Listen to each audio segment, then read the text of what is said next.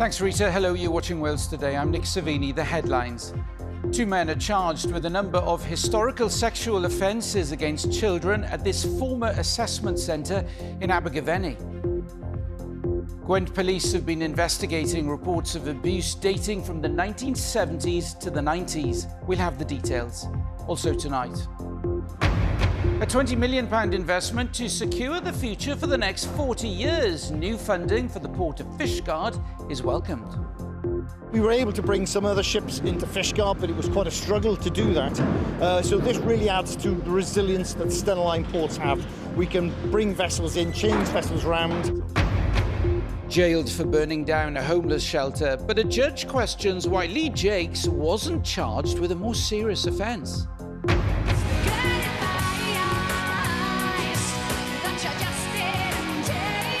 And Alanis Morissette's one of the stars playing at Cardiff's latest summer concert venue.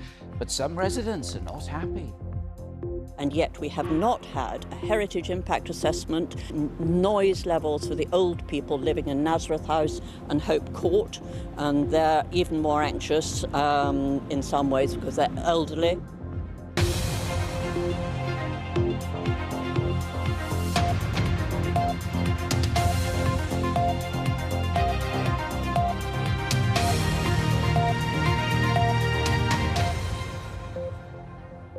Good evening. 2 men have been charged with a number of historical sexual offences against children following an investigation into a former assessment centre in Abergavenny.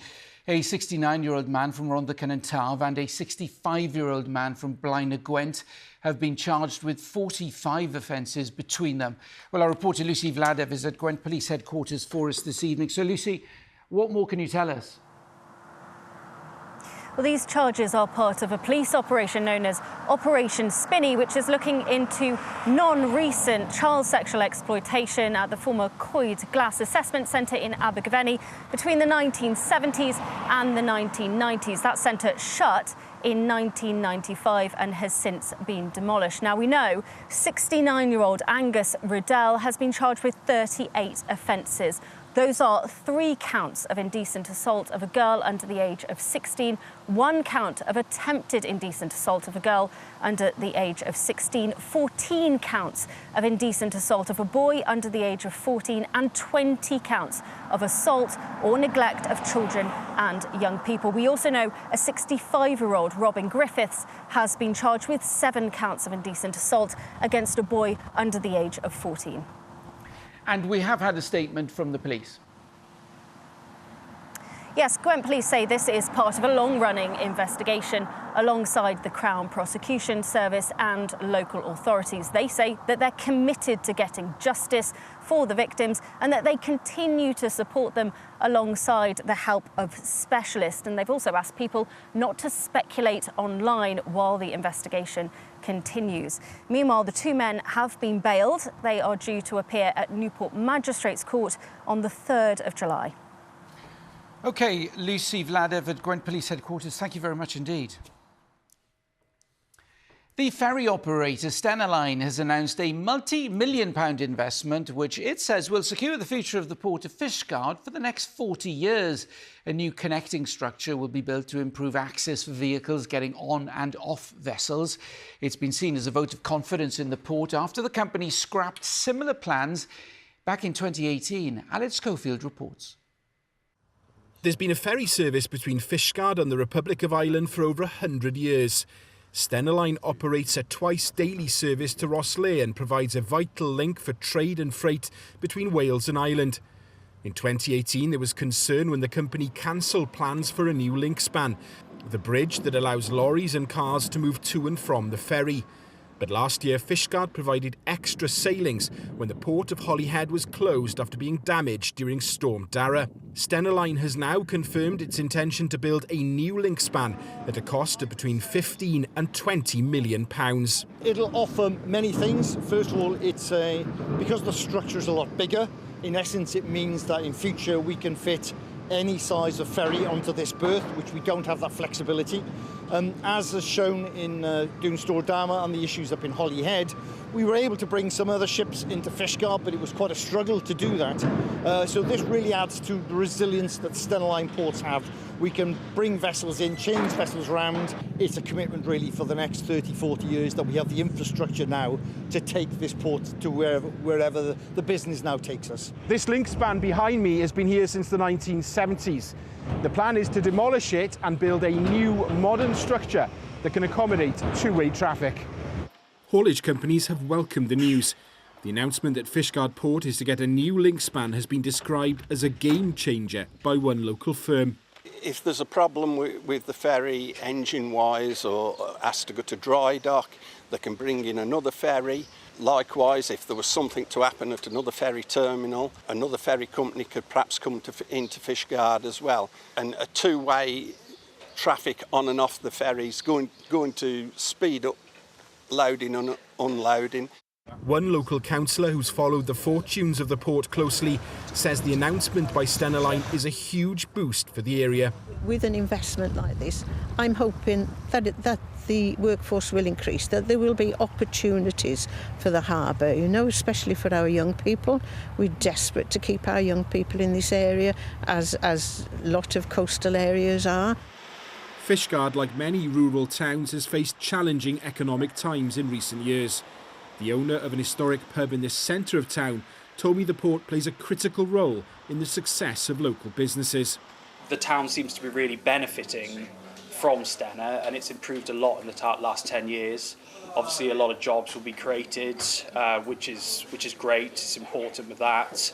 The train route is a key part as well. Lots of people coming through there. We get a lot of passing trade. People waiting for the ferry. People miss the ferry.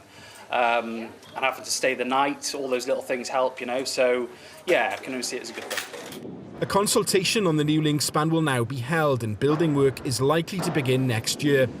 The new structure could be in place by early 2027 that will help provide certainty for the future of this North Pembrokeshire port. Alid Schofield reporting from Fishguard there. A judge has questioned why a man jailed for 16 months for burning down a homeless shelter in Cardiff was not charged with a more serious offence. Lee Jakes, who's 33, admitted arson after setting fire to the property in the city centre in March, causing millions of pounds worth of damage. No one was injured, but the judge expressed concern because of what she said was the reckless nature of his actions. Rhiannon Wilkins reports. The damage to Dyfrig House was clear the morning after the fire. Much of the building, which is opposite the Principality Stadium, was destroyed, including its roof. The site was providing food, support and accommodation for Cardiff's homeless community. Among them was 33-year-old Lee Jakes, who was a resident there in March. CCTV showed him setting fire to a skirting board outside his room. He said he was trying to burn a cockroach he'd seen. The court heard that the fire was initially believed to be accidental, but CCTV footage of the incident later led to Jakes being arrested in May. Sentencing Jakes to 16 months in prison, Judge Tracy Lloyd-Clark questioned the prosecution as to why he hadn't been charged for a more serious offence, given the reckless nature of his actions. Nobody was injured and all 21 residents were evacuated from the building during the fire. But the court heard that the extensive damage caused resulted in insurance companies paying out £3.3 million. Lee Jakes, who was under the influence of drugs at the time of the incident, will serve at least half of his 1-year, 4-month sentence in custody. He's also been ordered to pay costs of £187. Now, if you're a fan of live music, then Cardiff is certainly the place to be this summer. Not only is there the usual list of major names filling the Principality Stadium, including Oasis, and tonight's headliner, Lana Del Rey, but there's also a full summer schedule at other venues. That includes the development of a new site in the city's Bute Park, where Stevie Wonder and Alanis Morissette are performing. But that's not gone down well with some local residents, as Matt Murray now reports. It covers more than 20 acres. Blackweir Fields are a popular area of Bute Park for sport and leisure. This stage will now host some massive musical acts in the coming weeks, including Stevie Wonder and Alanis Morissette. But a large fence has been put up around this part of the park and blocked off access. It's left some locals unhappy, including Fiona Peel. Her garden backs right onto the fields. Her view of the park has now been replaced with one of portable toilets. Fiona says there has been a lack of consultation from the council. That is what annoyed me so much at the licensing committee. We were not allowed to talk about anything except this year's concerts, and yet the licence was being demanded forever and ever. And yet we have not had a heritage impact assessment, noise levels for the old people living in Nazareth House and Hope Court, and they're even more anxious in some ways because they're elderly. American thrash metal band Slayer are one of the acts performing, but noise created by these gigs was also a concern for residents at a public meeting. Melissa Boothman runs the Secret Garden Cafe in Butte Park. It raises lots and lots of concerns. 35 trees have been cut down from the ecology report. It was just advised that 4 should have come down through disease, but unfortunately 35 were cut down. Some of those were 40 plus years old. Hugh Thomas, the leader of Cardiff Council, told the public meeting that the trees were diseased and needed to come down. The council say a large proportion of the 130 acres which make up Butte Park will still be accessible to the public. It's just access to Blackweir Fields, which will be restricted for the next 5 weeks. It was previously an established event space. We engaged quite closely with Friends of Butte Park in June of 2024, so 4 months ahead of when the concerts were publicly announced, and that line of communication and engagement has been maintained throughout. The event space will be Blackweir will be returned to a park space prior to the commencement of the summer holidays. And isn't it ironic? Grammy Award-winning artist Alanis Morissette will play next Wednesday. The council say the 4 concerts at Blackweir Live will bring in £35 million to the local economy and firmly establish Cardiff's reputation as a music city. Matt Murray reporting there. You're watching Wales Today, still to come before 7. We go behind the scenes at Wales's world-leading football course training the next generation of coaches. And after last week's heatwave, it's looking much more unsettled, with rain returning at times this week. A full forecast on the way.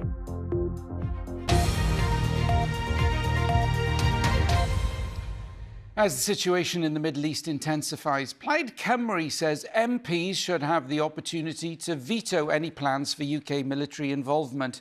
Tonight, Iran has launched missiles at American bases in Qatar and Iraq. That's after the US airstrike that hit 3 Iranian nuclear facilities on the weekend. Well, our Westminster correspondent, Amelia Belly, has been watching events at Parliament at Westminster. So, Millie, first of all, tell us about what was said.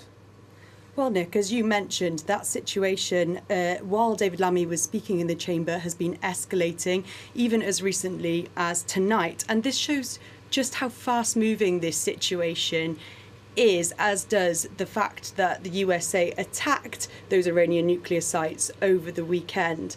Now, despite that, David Lammy's approach, the UK government approach, he reaffirmed tonight, is essentially the same. Now, that is de-escalation and diplomacy, not military action.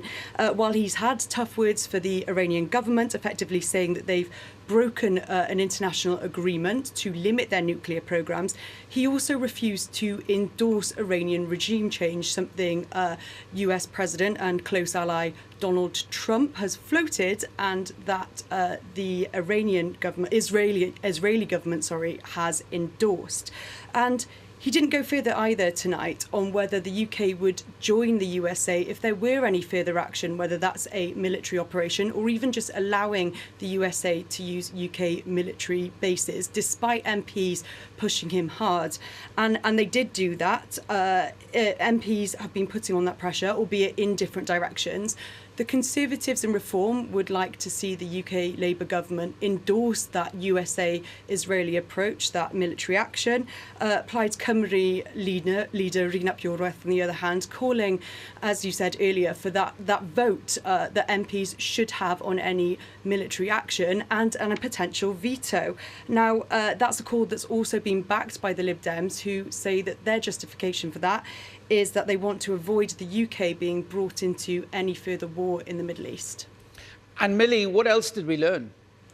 Well, we learned that we don't actually know yet whether that USA operation in Iran was a success yet, but what we do know is that the UK government, regardless, has been scrambling. It's already evacuated amid that escalating situation 63 UK nationals from Israel, and 4,000 more of them have indicated an interest in leaving. Meanwhile, Britons in Qatar tonight are being told to stay put. We don't know what can be done about the situation in Iran. Mr. Lamy said it has a limited ability to help UK nationals there, and tonight they've even confirmed that they have evacuated their embassy staff. OK, Amelia Belly at Westminster, thank you. With the NHS under so much pressure, we often hear about how important it is to train the next generation of healthcare workers. But going into an operating theatre or intensive care unit for the first time can be a daunting experience. Now, a facility at Swansea University, one of the most advanced in the world, is allowing the doctors, nurses and paramedics of tomorrow to immerse themselves fully in those types of environments before they enter the NHS for real. Our health correspondent, Owain Clark, has this special report. They all know how important this moment is as this surgical team prepared to deliver the baby safely. Fantastic. I'm just waiting for the baby to cry. Wonderful. Even though lights flash and monitors beep, each person is completely focused on their roles. Weighs up there for you. There we are. Fantastic. Congratulations, Mum.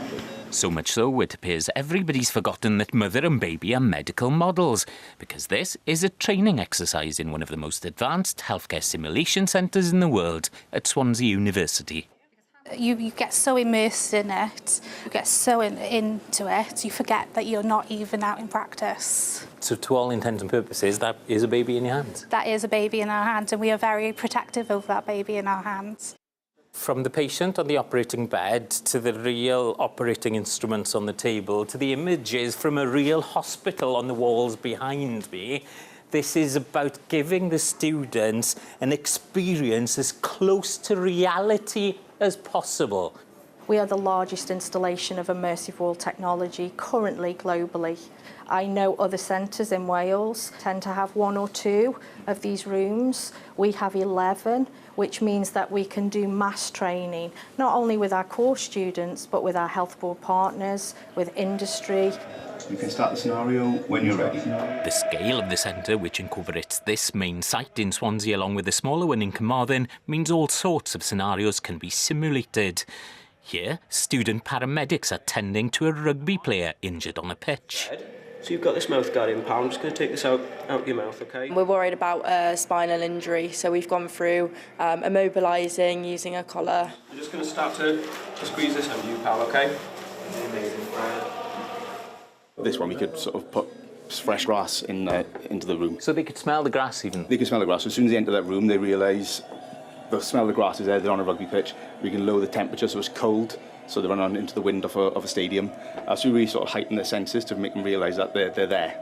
They enjoy this, they almost see this as a bit of fun, but it's when they go on placement and they come back and they actually tell us that they dealt with it and how they now can see the benefits of what we put them through. While the student paramedics deal with the stricken rugby player, student nurses in another room are assessing a 7-year-old girl with pneumonia. How much longer? Won't be too long, darling, now, OK? OK. And the mannequin they're looking after doesn't just look like a child, but talks like one as well. She's obviously built like a child. She reacts like a child. And she's scared like a child. Yeah, she's scared like a child, yeah. Obviously, with children, they're very unlikely to stay still and quiet, to be honest, in paediatric nursing. So the fact that she can talk and respond and potentially have pulses and breathe and all those sorts of things really adds to the experience. From medical emergencies in nightclubs to looking after older patients in their own homes, there's almost no limit to what the students can experience. They can even get a taste of working in a hospital in Africa, as happened in a recent collaboration with workers in Zambia. You've been in some of the rooms where you've seen the immersive technology on the walls. A lot of that is filmed within our local NHS, but we could equally film in any country of the world. According to staff, this world-class training means the students are less likely to be overwhelmed when they might come across scenarios like these in the real world on placements in the NHS. And the students are grateful for being able to learn vital skills without fear of causing harm. Owen Clark reporting there. Some football now, and the Wrexham striker Paul Mullin has joined League One Wigan Athletic on a season-long loan deal. Mullin, who joined Wrexham in 2021, helped Phil Parkinson's side to 3 successive promotions, including to the Championship. However, the 30-year-old fell out of favour last season, scoring only 5 goals. Now, you may have noticed a curious sight in recent years. Some of football's biggest stars, including Thierry Henry, Patrick Vieira and Yaya Toure, wearing Wales training kits. That's because they've been here to study for their coaching qualifications with the Football Association of Wales. Now, the latest crop of coaching prospects are in Newport, and our reporter David Pritchard has been to meet them. Dragon Park in Newport is where the Football Association of Wales trains the coaching stars of the future. And among those qualifying for their pro licence this year are World Cup winners, Champions League players, and a member of Arsenal's invincible team of 2004. Talking with the old teammates, Patrick Vieira, Thierry Henry, and they told me about the dynamic of the program, how dynamic the team is. It's a dynamic federation, and I think when you start a new career, it's important to be around people that will challenge you, that will push you. While most here are only starting their coaching journeys, others are already fully fledged managers. My 6 arrives like this. One of those, Wales women's boss Rhian Wilkinson, is juggling her studies with preparations for this summer's Euros. I don't think we can lie. This is a very male-dominated sport and career. It is what it is. It's part of my job is to make sure that I continue to try and forge a path or show examples of women that can have a career in the game. Yeah, I think this is an exciting time, and I think we'll only see this conference grow as women start finding their place here.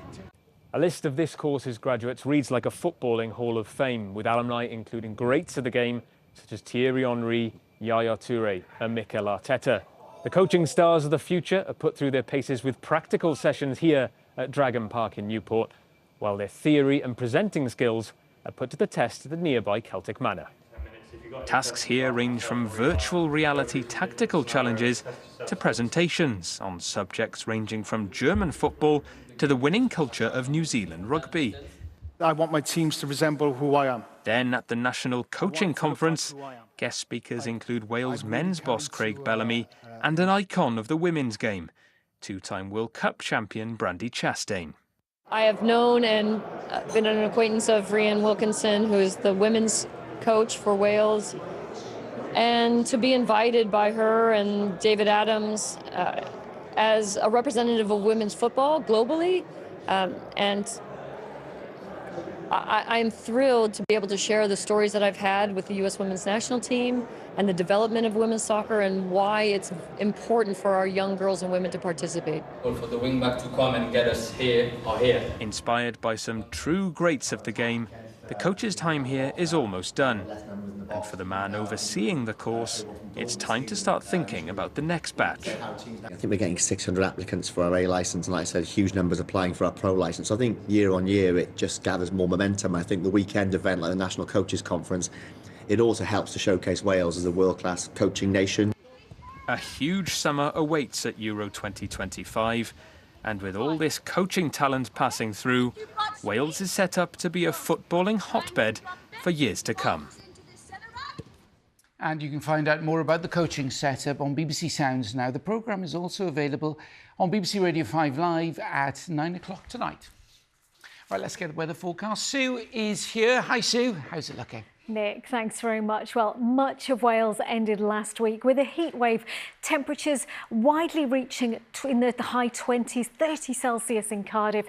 This week, though, it's a cooler and much more changeable outlook. Feeling fresher, much less hot and humid than last week. Some sunny spells, but with rain at times and often quite blustery. So quite a mix to come through the week ahead. And we'll often see skies like this through the week as well. Sunny spells, but with cumulus shower clouds gathering, the scene in Ruthin in Denbighshire this afternoon, and similar across much of Wales. So low pressure then will bring a changeable Atlantic influence this week.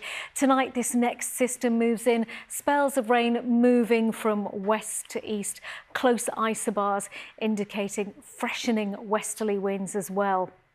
So it will be largely dry this evening, but then cloud will thicken overnight as this next band of rain and drizzle starts to move in, particularly across North Wales. It will turn heaviest here, and a mild night to come as well, with lows of 12 to 15 Celsius. The cloud holding up the temperatures overnight. So a misty, murky start for many tomorrow, blustery with further outbreaks of rain and drizzle. But this will ease later, often cloudy, but improving a little. A cloud breaking, a bit brighter later, and temperatures a touch higher than today as well. Highs between 18 Celsius in Gwynedd and Pembrokeshire, nearer 22 in Monmouthshire.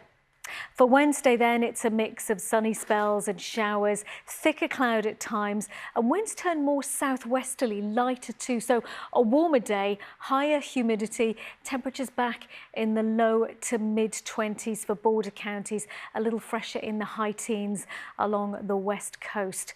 But then later Wednesday into Thursday, an area of low pressure bumps into this warmer, more humid air mass. A couple of fronts bringing heavy rain overnight. So on Thursday then, some wet and windy weather to start with, easing later on to sunshine and showers, some brighter spells, temperatures into the high teens, low 20s. And then towards the end of the week, it's a battle between pressure systems. Low pressure hovering to the north and west, with high pressure starting to build from the south. So the best of the drier, brighter weather in the southeast towards the end of the week, thicker cloud and showers further north and west. So changeable weather this week, sunny spells, rain at times, often blustery, but then warming up again towards the end of the week and into next weekend. Nick. OK, Sue, thank you very much. Our main stories again tonight. 2 men have been charged following an investigation into child sexual exploitation at a former children's centre in Abergavenny. Gwent police say the charges relate to 16 victims. Both men are due to appear at Newport Magistrates Court next week.